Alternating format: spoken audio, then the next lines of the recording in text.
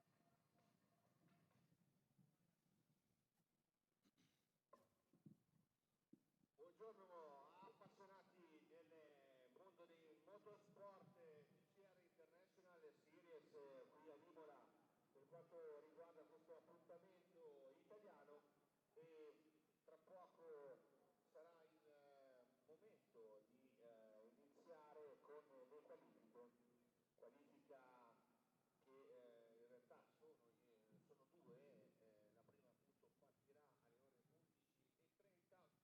alle ore 11:30 mentre la seconda partirà alle ore 11:55 con solo 5 minuti di distacco.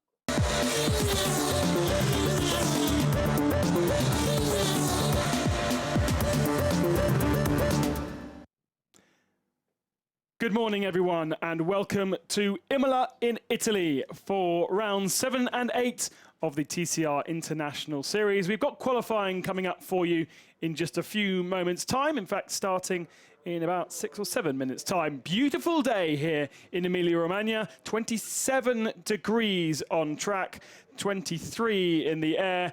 Let's catch up with all the news down the pit lane with Mark James. Claudio, we saw in Spa that the Volkswagen is clearly a winner. What can you do this weekend? Yeah, it's not, maybe it's not same as Spa, but it's clear it's possible to achieve a podium.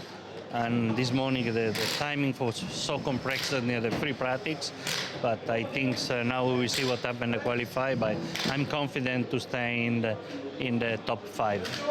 Any big changes after free practice? Yes, some changing. Why we learn the circuit. The circuit is not easy, also for the drivers, and we changed something on the setup. And this is the reason I'm a little bit more confident on the free practice this morning. What was the feedback from the two drivers after free practice? I think it's okay, but the circuit is so difficult. It's a very, very tricky circuit with a corner, up and down, braking. It's a very competitive circuit. We will see. Okay, good luck this weekend. Thank you. Mark James alluding to the fact that we have every part of track action happening today on Sunday. So we've had the 2 free practice sessions back to back this morning, and with just a 10-minute gap between the two, and then basically about a 70-minute gap between that and qualifying now. And then a couple of hours we will be going racing. So a hugely condensed schedule for the drivers and most importantly for the teams. We've got a few changes in the entry list here in Imola. Most notably, we have Jordi Genet back in a Honda run by Target Competition, the champions. We also have Michel Grashov, who's moved across to West Coast Racing. So he is now also aboard a Honda. And look, Alain Menu is back in West Coast Honda as well. So West Coast looking very strong with Alain Menu and Morbidelli, the 2 oldest gentlemen in the entry field, as the rest of the entry. And the reason for the changes down at West Coast is that we no longer have Kevin Gleeson in the championship, which is a big shame, missing for the first time since TCR was initialized. And the winner last time out, Aku Peltonen, not here either. So 2 seats were available, and Gregor Peterson has done a very good job to attract Alain Menu, the double British touring car champion, back to racing. Let's actually catch up with him and find out what he can tell us about the changes at West Coast Racing. Gregor, several driver changes this weekend. You're one of the teams that have got new drivers in. How have they settled? I think they settled very well now. It's one very experienced guy in Alan and a real development guy in Gratchel. And we think it might be good, we hope. Certainly the times from the 2 practice sessions suggest that the car to be in is a Honda. Well, free practice is free practice. Now is qualifying. This is another thing, you know that. What kind of result can we expect from you this weekend? Be optimistic, go on. I would very much like to see a repeat of the last year's Italian race. But Gianni's told us it's not his favourite track. No. Has Johnny any favourite track?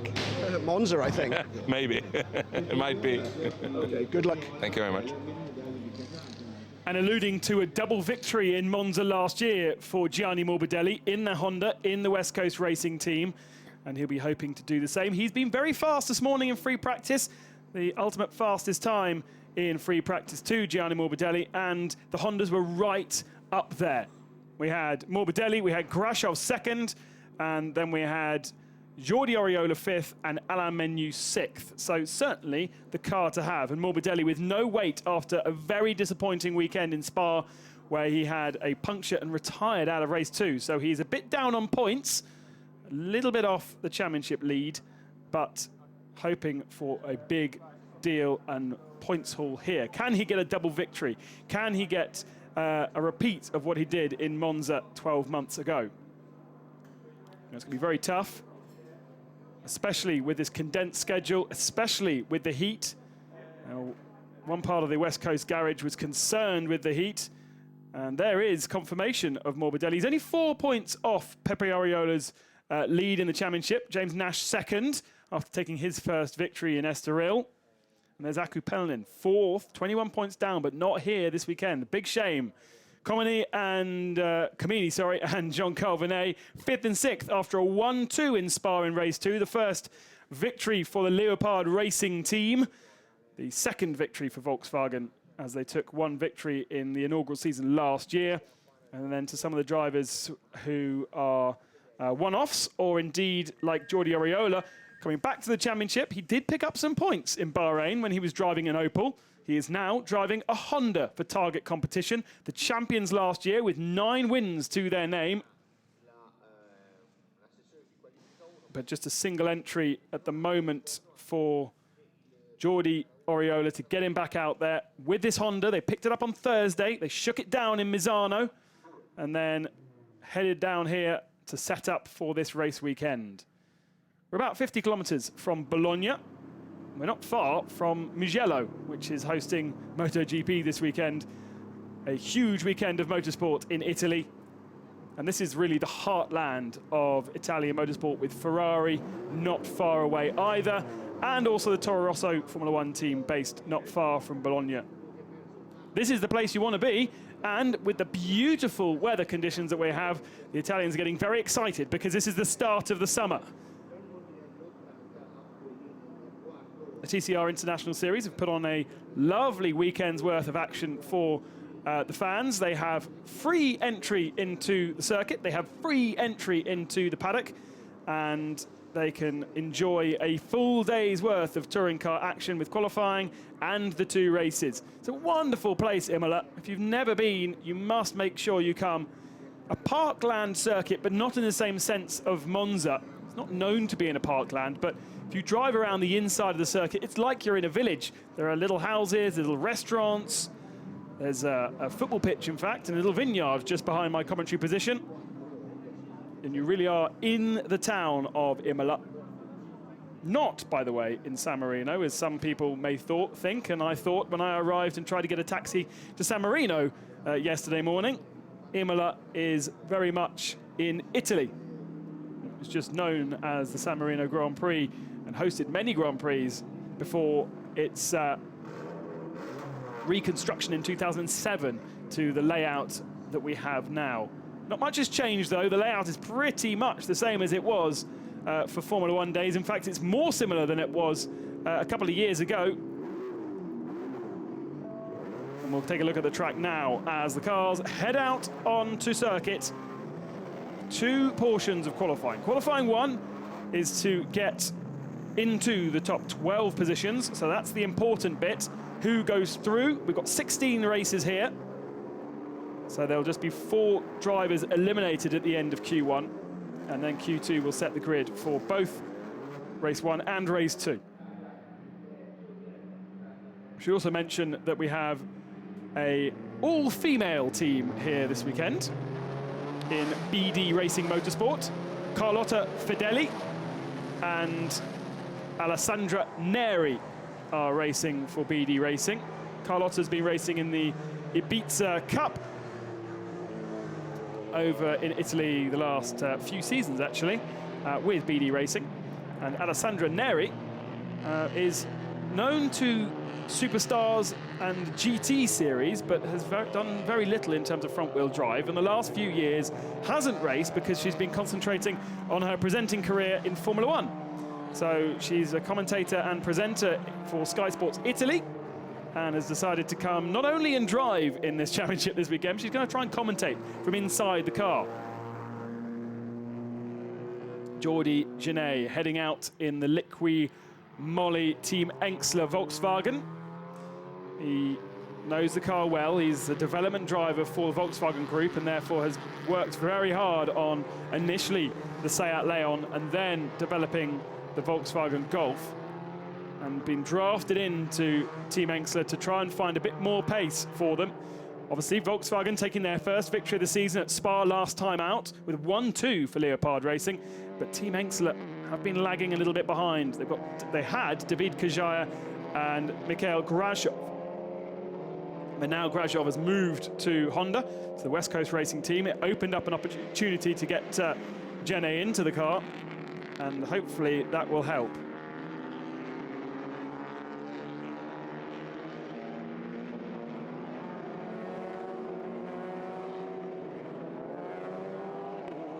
Gianni Morbidelli then. Fastest man in free practice 2. A 1:53.351 was the time he managed. 2.5 tenths faster than the man who, his teammate now, Mikhail Grachov.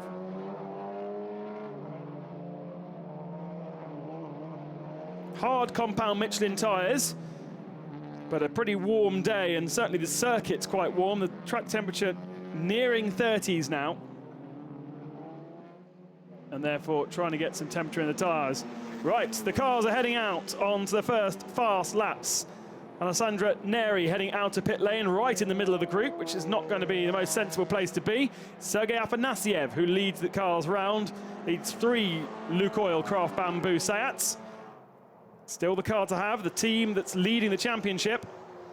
Pepe Oriola leads the championship overall, 2 points ahead of his teammate James Nash. Oriola carries 20 kilograms of success ballast into the weekend, thanks to his success in Spa. Oh, and Afanasiev has already made a mistake. Now, is that a problem? Afanasiev was slowing.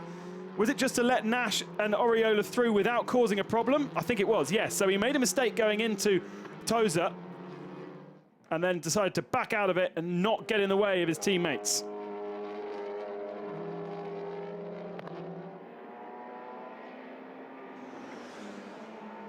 Nash then heads down to Aqua Minerale, a tricky double right-hander. The drivers have been saying it's a hard track to learn, it's a hard track to get right, and quite a few of them have never raced here before, including this man, James Nash. Now into the chicane at the top of the hill. Variante Alta, and then the track plunges back downhill. Very tricky to find your braking point just about here, because the track falls away from you. There's a kink right, and you need to get on the brakes.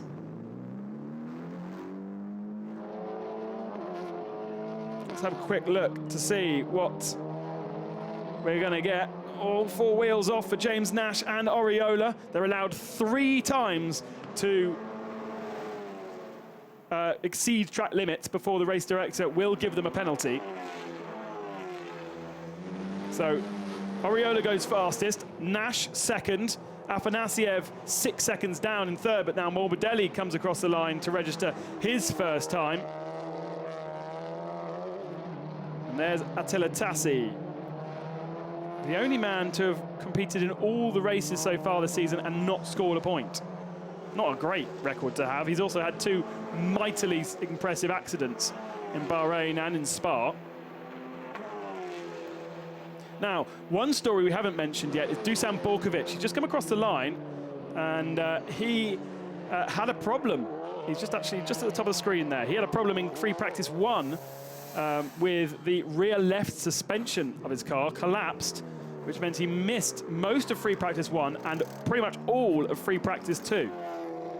So still learning the circuit, still trying to find the best setup for the car. Now, B3 Racing have taken 2 of the 3 pole positions this year, with Mato Homola in Estoril and Dusan Borkovic in Spa.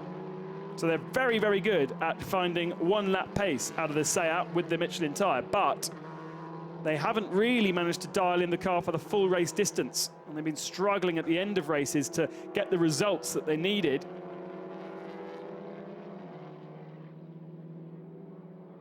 So we expect to see good things from B3. Oh, and Jordi Oriola's in the gravel. Whereabouts is that on circuit? Could well be, I think it is, yeah, Villeneuve. Gets the slide on as he turns into the first part of Villeneuve. Then the rear is on the gravel as he tries to correct, and he's beached it in the gravel trap. And he was looking to be one of the favourites here in the Honda. That is disastrous. It's going to limit people going faster. Oh, he's got himself out. Well, that was very impressive. Thought that was game over for Oriola, but he's got himself out of the gravel trap. Now weaves left and right and deposits all of his gravel on the track for everyone else to drive over. But the green flag will now be flying in that part of the circuit, and we can continue with the qualifying session. As I say, he is certainly one of the favourites here in the Honda. No weight, it's got 16 new tyres to play with. It's a brand new car. We've seen Oriola 3 times in TCR. Ooh, there was some horrible tyre squealing going on the atmosphere that I could hear there. Someone was right on the ragged edge. Oriola did 2 races last year, his best result being 5th in Macau. And then he did appear in Bahrain at the start of the season in the Opel TCR car, but Target have been struggling with that. Ooh, there was a horrible oversteer from Jean Calvinet, the winner last time out. Managed to gather the car all up. Right, Morbidelli's done a 53.594. And he's on a faster one again. Not so important in this part of qualifying. He may well be on older tyres because he'll be comfortable to be able to get through into the top 12. But Morbidelli is the man to beat. He's got some guests of Camozzi here today, watching his progress. He'll be doing some fast laps for them in the lunch break. And he comes towards the line once more. And does a 53.267. So that is ultimately the fastest time that we've seen on circuit today. And half a second faster than anybody else. But as I must emphasize, this is not for position this session, unless you are outside the top 12. And those people who are outside the top 12 at the moment, Jordi Genet, that we're seeing on screen now, hasn't set a representative time. Neither has teammate Kajaya. And then the 2 girls, Fedeli and Neri. One of them, I think I read, was in the 2016 car. I think Carlotta Fedeli has a 2016 spec, whereas Alessandra is in a 2015 car. I might got that round the wrong way, but either way, they are splitting. There's not a huge amount of difference between the 2 cars. One's a little bit lighter because it carries a normal gearbox. The other one's heavier with a penalty because of the sequential gearbox, but the seamlessness of that gearbox means it is faster anyway. Now, it's all about development with Jordi Genet, making sure they can get this car set up properly. But with the compact nature of today's schedule, not an easy task for Genet. Lies 15th, comes across the line now. What is that? Not good enough. Keeps him in 13th spot. Oriola moves up to 10th, so he stays a little bit further away from the danger zone. It's Jean Calvinet in 12th position who's in that danger zone at the moment. Now 41 has had her time deleted for exceeding track limits. That is one danger area. Turn 13, the exit of Aqua Minerale. We've got observers there watching people making mistakes. We've also got observers here, which is turn 15, at the top of Variante Alta, watching people go 4 wheels off there as well. They're the main danger points, but there are observers all around the circuit, but specific observers for track limits at those 2 points.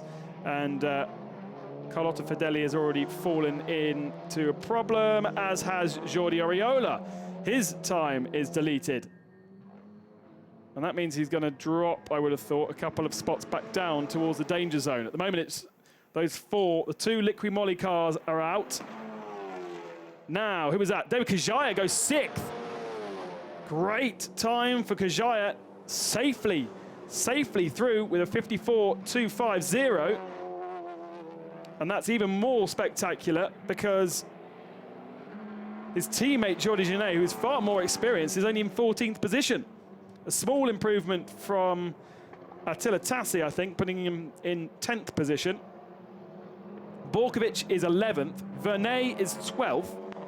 And here is Jordi Oriola, who is 13th position. So it was the time deleted that dropped Oriola outside of the top 12.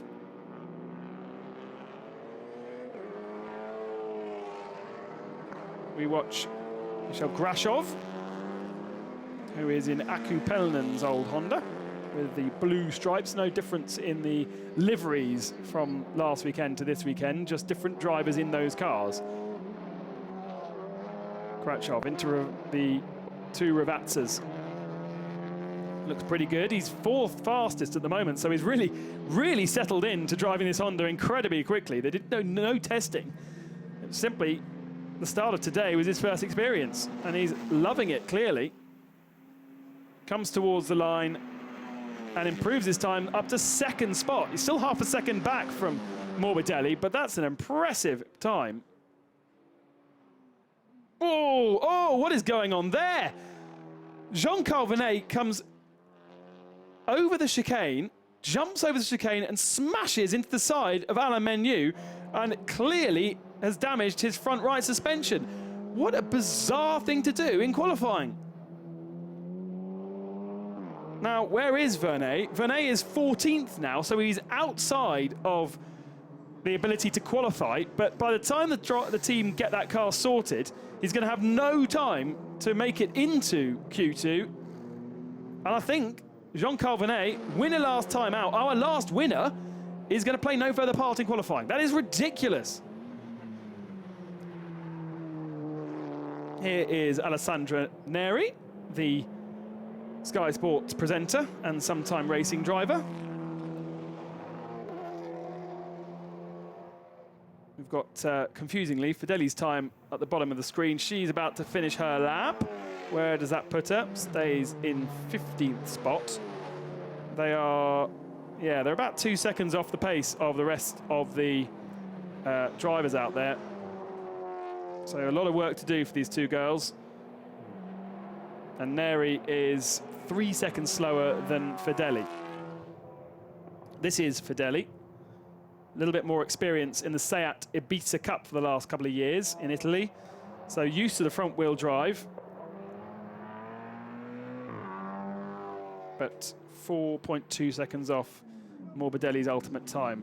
Here is Jean-Carl Venet out of the car. Love to see that replay again, because it just seems so ridiculous. I mean, this is a guy who has raced in all sorts of different categories across the world. Incredible experience, a Le Mans class winner, Indy cars, Formula 3. And what on earth is he doing? Alain Menu, quite happy. It comes from nowhere and throws it down the inside. I can't comprehend why he decided that.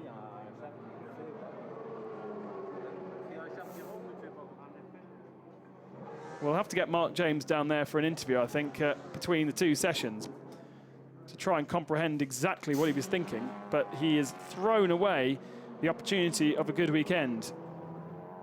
Dusan Borkovic then. 13th position, outside the top 12 right now. So he's got some work to do, but really there is only one spot now. The two girls, I think, are likely not to qualify. Number 2 and number 40 under investigation. So they are going to look at the Venet Menu accident to see if it was Menu's fault. But was it? I'm not really sure. It was a rather understeery David Kajaya going rally crossing. And keeps the car facing in the right direction at least.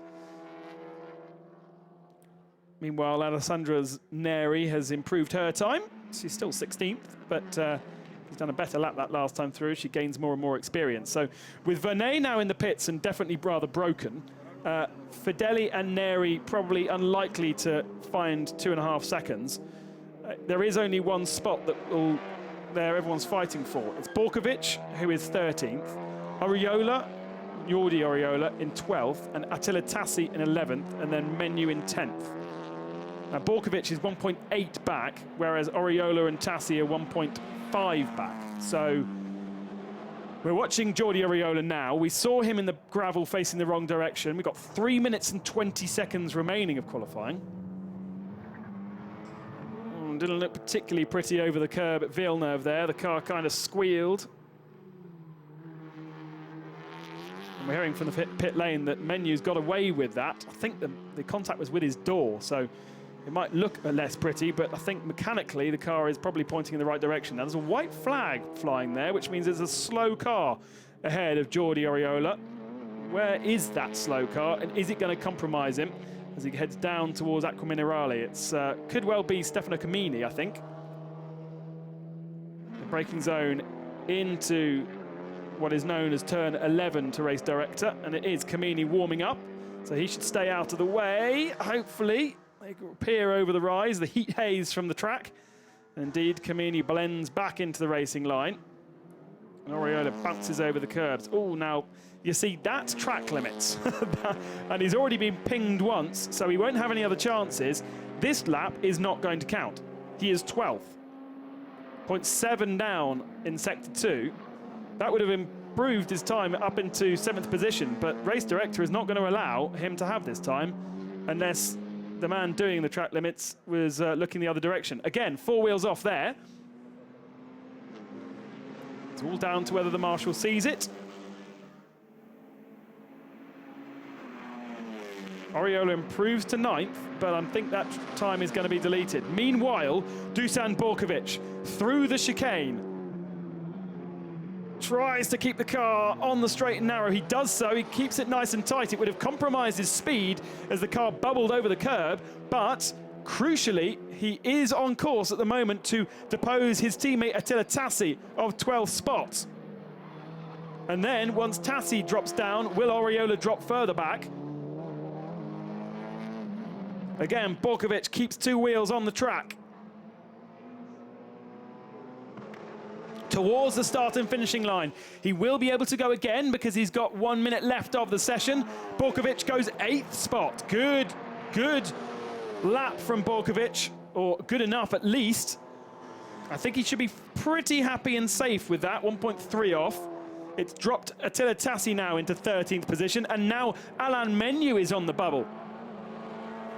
There we go, turn 13, deleted time for Jordi Oriola. He's going to have to go again because he's going to be dropped out of the top 12. There's Attila Tassi, pushing hard. Down in Acqua Minerale now, second half of the lap. It's not a bad lap at all, but he's clearly losing a lot of time in the second half of the lap here. He's only a half a second off in the middle sector. Oriola's dropped to 13th due to track limit, so Tassi is still in. Yes, keeps it in. Flies through the air on 2 wheels, but keeps the lock on, keeps the car on the track. Is Oriola going again? Is he pushing again? Yeah, I think he is. I think he's ahead, in fact, of Attila Tassi, who locks the wrong wheel, locks the rear right there, braking. Tassi is 12th, and Oriola's just bumped him down. So Oriola went a little bit faster to move himself into 12th position, but can Tassi find enough speed in the last portion of the lap to go faster? Yes, 8th position. It wasn't enough for Jordi Oriola. He stays in 13th. He took the checkered flag at the end of his last lap, and he is the man that is out. Tassi will be very happy with that. He went faster than Borkovic. Wow, good lap from Attila Tassi. Probably the least experienced driver in the field, at just 16 years of age, a couple of seasons in the Suzuki Cup in Hungary, and then he's thrown onto the international stage in TCR International. Scored no points, but that was a star drive. Borkovic goes faster again, goes up to 12th. Sorry, not 12th, 7th. But the man who, or the 2 men that are out, are Jordi Oriola and Jean-Carl Venet, and then the 2 girls, Alessandra Nieri and Carlotta Fideli. She's still pushing though, is Carlotta. There she is. Coming towards the line now. She hasn't had the checkered flag, so she's the last person to do so, but she's got to find 3 seconds, and she's not going to find that. She comes along across the line, does improve her time, but still is 1.8 behind Jean-Carl Venet. So we lose our 2 BD Racing Motorsport drivers, Carlotta and Alessandra, will play no further part in qualifying. Jean-Carl Venet with damage to the right front of his car after contact with Alain Menu at chicane. And Jordi Oriola is also out. Let's find out from Jean-Carl Venet what exactly happened to that chicane. Jean-Carl, we've seen the incident. What exactly happened? It's terrible. What happened? I mean, I was flashing a menu during all the the back straight before the chicane, and it just blocked me on purpose, and it really stopped during the chicane, and I tried to avoid him by like jumping over the curb, and when I came back on track, I hit him. So no, I mean, with all the experience he had, this is completely, I mean, he did really stupid action because he's a guest driver, he's not even doing the championship, and he blocked me on purpose. So I'm not happy at all. We broke the car. My lap time I was improving 7/10, so should be easily in the top 10, and now I'm P14, so no reverse grid, nothing. So this is really terrible, and that sucks. That's a guest driver who made this kind of mistake. He's not here to do that. Are you going to take it further? Are you going to have words? I'm sure, of course, I'm gonna go and see him because I mean, he really did it on purpose. There is no way he couldn't see me or whatever. I was flashing the light during all the back straight. So yeah, but now it's done. We have to focus on the race. P14, we can't hope much for podium or victory, but try to do a good race, good comeback, score some points, and difficult weekend. It was my first time here, so a lot to learn with too few sessions, and it was starting to be pretty good. And now we have this result, so I'm really unhappy. But yeah, sorry for the guys. Bad luck. Thank you. Alain Menu's fault, according to Jean Calvinet, and he's off. Stick with him, RF. I think he's off to find Alain Menu. See, now Menu's got his lights on, so Menu is, I think, on a lap there. And John Calvinet's kind of assumed that he's going to get out of the way. Look at the damage. Whoa, there's a lot of work for the Leopard Racing guys to do there on the front right corner. First race of the weekend kicks off at 2:15 local time, which is, 2 hours. So it should be enough time to get that car sorted, but it's looking a little bit of a mess. So qualifying results from race one, from qualifying one, I should say. It doesn't really matter about the top 12 because they were going to go again. But for reference, Morbidelli was half a second faster than anyone else with a 53.267. And the Seats, bottom half of the top 10, but they don't tend to push that hard in qualifying one because they're kind of comfortable they will get through into Q2. And then we'll see the pace of those drivers. And those drivers that were out, then Menu survives by 1/10 of a second. Jordi Oriola is out. And we'll start both races in 13th. Vinet 14th, Fideli 15th, and Nieri 16th position. And look at that. 900ths of a second between Oriola and Menu. And had Oriola kept his car on the track, then he would have got through. Track limits punishing him, but rightly so. We saw him on the circuit. We saw through turn 13 just how wide he'd gone. And we saw the B3 Racing guys making an effort to keep their cars on track. So there is a track observer there. And that track observer is doing his job correctly. So 12 cars head out onto circuit to fight it out, not only for grid positions of race one, but also for race two. The top 10 reversed. So qualify 10th, you get pole for race 2. Qualify 1st, you get pole for race 1. Qualify 11th, you start 11th for both races. So 11th and 12th are kind of the positions you really don't want to be in.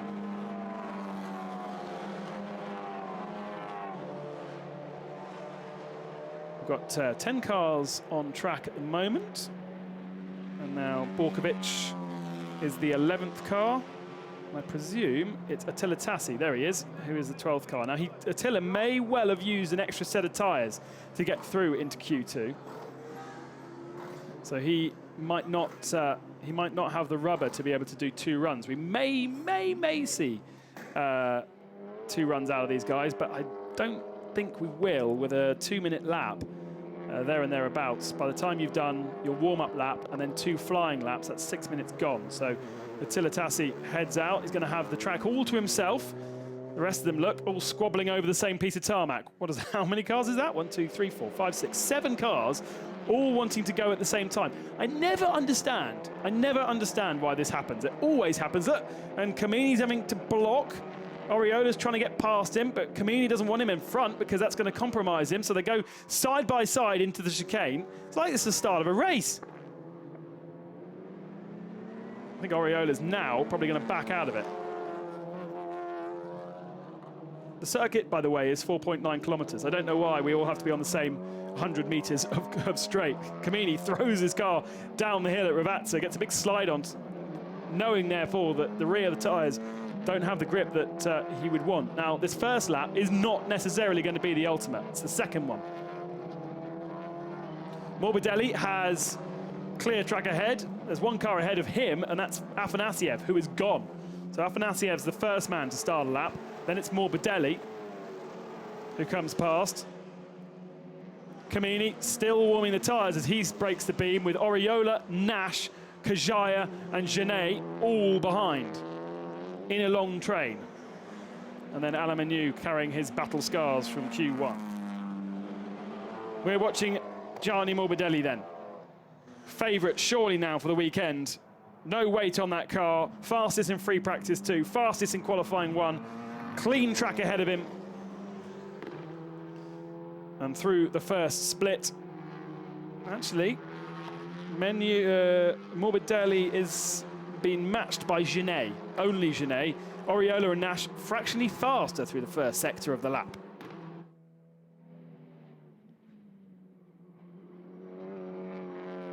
Through the Piratella. Now the track plunges downhill to Acqua Minerale. Presume there's a river at the bottom there.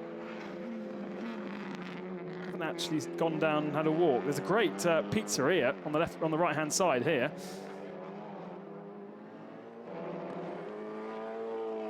So who is the fastest man? Nash is the faster of the drivers on track at the moment. James Nash, couple of tenths faster than Morbidelli. You can see that in the graphic.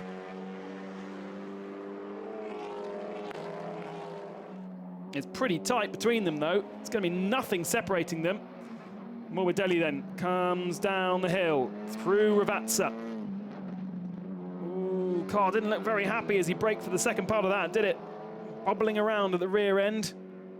Afanasiev has done a 54.6, so he sets the bar. Here comes Morbidelli to probably better that. He was a lot faster, and a 53.6, so we can go faster than that. We know Morbidelli can do better, so he'll continue to push. Oriola second, Nash fourth. Nash lost time in the final sector of the lap. Kajaya's gone third and found a slipstream from Nash along the start-finishing straight. You can see them at the top of the screen there. And Genet and Camini, are totally locked together.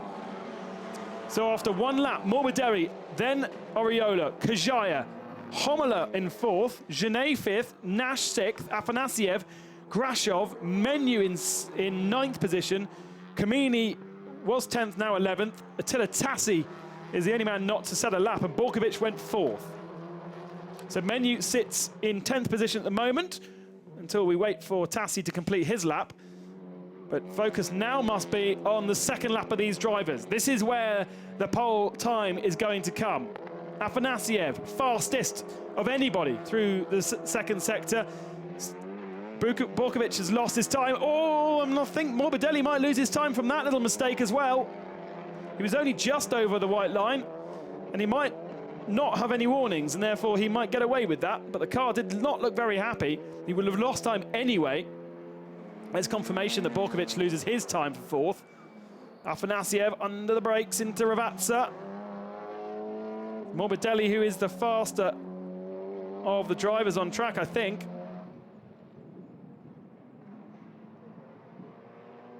Nash fractionally slower. So Afanasiev comes to the line then. 9th place at the moment. He's not had a great qualifying this year. Goes to 4th.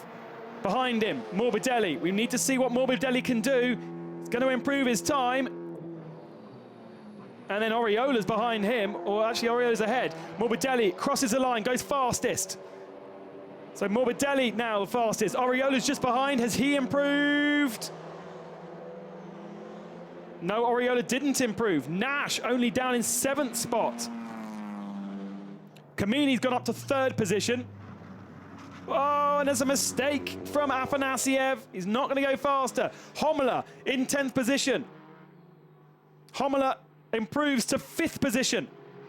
Bumping Menu into 11th spot. Here comes Dusan Borkovic. He hasn't got a time yet on the screen. He goes 4th again. B3 Racing have got those Seats sorted. So it's Morbidelli, Oriola, Kamini, Borkovic, Grashov. Genet and Menu, the two oldest men in the field, are outside the top 10. It's James Nash on the reverse grid pole, but Nash is pushing hard and going faster once more. Morbidelli still going faster. We've got 2.5 minutes remaining, and we may well see improvements once again from the top drivers. Morbidelli is on the pole, and he's trying to better his lap time. There's the mistake from Afanasiev, understeering horribly through Villeneuve. And there was nowhere to go except through the gravel. That's killed his opportunity of improving. He'll stay in 8th spot. Here's Morbidelli then, through Ravazza. He's got Pepe Oriola right behind him. Now Morbidelli, oh, big slide. He was 2 tenths up. He was 2 tenths up. And he's taken a massive slide and handed a huge slipstream for Afanasiev behind. That doesn't matter. Afanasiev is not going to improve this lap time, but he has got another chance. What we want to see, though, is Oriola. Oriola does improve, but only half a tenth now separates Morbidelli and Oriola. Nash didn't improve. He stayed 9th. Genet moved up to 10th. So Genet is now on the reverse grid pole position. Attila Tassi is being bumped down to 12th because Menu is improved. Menu moves up to 8th spot. Meanwhile, Kajaya and Nash are fighting over the same piece of tarmac for some unknown reason.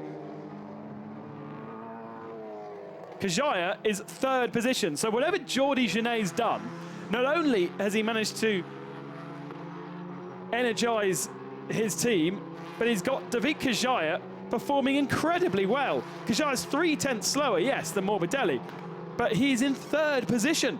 Great qualifying. Right, is there anyone still improving? Oriola is 1.5 tenths faster than he was through the first sector of the lap. Oriola's going again. Dusan Borkovic comes into the pits, but Oriola's backed out of that lap time. Oh no, and Borkovic has had his lap time taken away from him again.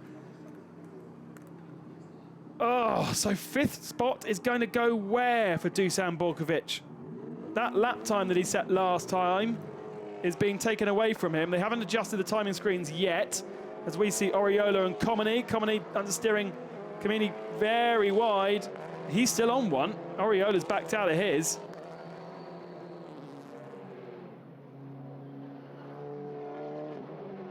Checker flag is out. Borkovic has left the pits to try and go again, but there's no point. Borkovic will not have a time in the session. His time has been taken away. Comini very wide through Ravazza. He's 4th at the moment, but this is going to be an improvement for Stefano. Where is he going to go? Is he going to be best of the Volkswagens ahead of Kajaya? No. No, he's not. A poor last sector of the lap. He stays 4th. So checker flag flying. Nobody else is improving. Dusan Borkovic has had all of his times taken away from him for exceeding track limits. He is now, therefore, down in 12th. Your graphics haven't quite updated on the left-hand side of the screen, but I can tell you that Borkovic will be 12th position at the end of this, which puts Jordi Genet on pole position for race 2. How about that then? Liqui Moly Team Enxler have had an absolute golden qualifying session. Kajaya will line up on the inside of row 2, and Jordi Genet will have pole position. Dusan Borkovic is being held at the end of pit lane. Really no point in going out, to be honest. And he left the pit lane with 1 minute to go. You're never going to get round and get the checker flag anyway.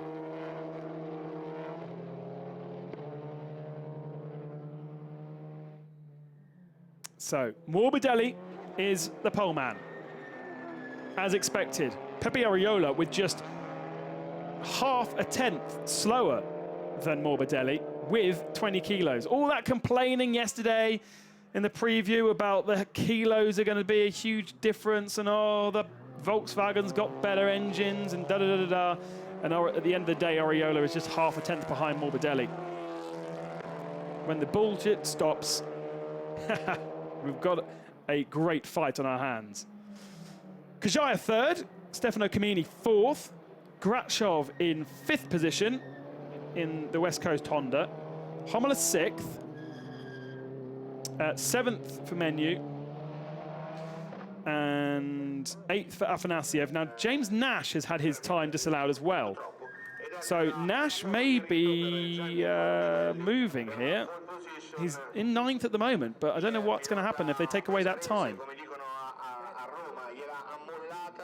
There is Gianni Morbidelli then. Says he doesn't really like this circuit unless you've got a good car, and then it's a good circuit if you can go fast. Is he smiling yet? He should be. Let's find out then if he's happy. He's got a couple of hours to rest before the races. Mark, is he a happy man? Gianni, pole position for race 1 tomorrow, or later on this afternoon, I should say. Congratulations. Thank you very much. Very close, we were very close. I suffered a little bit more on the steer respect this morning, but you know, we did a great pole position here in my home, so it's good for me, good for the team. That's good. Last year in Monza, you got the perfect score, 2 wins and pole position. Can you do that here in Imola? It will be hard to repeat that performance, but of course we have to try to do our best, and at least we have a pole position. Now we start from that. The first race we start from the first place, so it will be important for us to score a lot of points. This is our objective today. It's looking from the times as though the Hondas are very much at home here. Maybe the atmosphere, you know, the sunny, you know, the Romagna, the pasta, tagliatelle, that's good for me, you know. I feel at home, so maybe that give me a little bit more energy, a little bit more power. Complimenting. Grazie, thank you. Ciao. I love that. Powered by pasta. Gianni Morbidelli then. Happy man. Enjoying being at home. He's driving to the circuit from his home each morning. That wasn't a pretty clumsy clunk over the Variante Alta. It's his 5th pole position of the TCR International Series in his all-time, but the first of 2016. It's the first time we've seen a Honda on the pole position this year as well. And it is Gianni Morbidelli then, pole position ahead of Pepe Ariola by just 0.5 of a second. David Kajaya and Stefano Camini will share an all-Volkswagen row 2, and then Grashov and Imola on row 3.